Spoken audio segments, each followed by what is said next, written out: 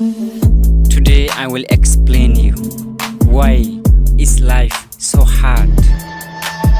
We take our happiness to others. Life is always difficult when we take our happiness to others, because human being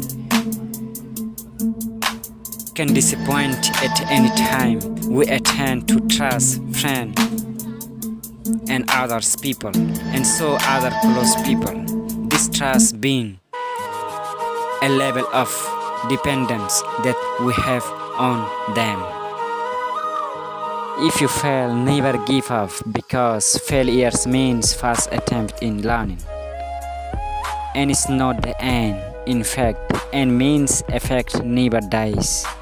If you get no as an answer, remember no means next opportunity. Don't read success history, you will get only message. Read failure history, you will get some idea to get success. Thank you for watching this video.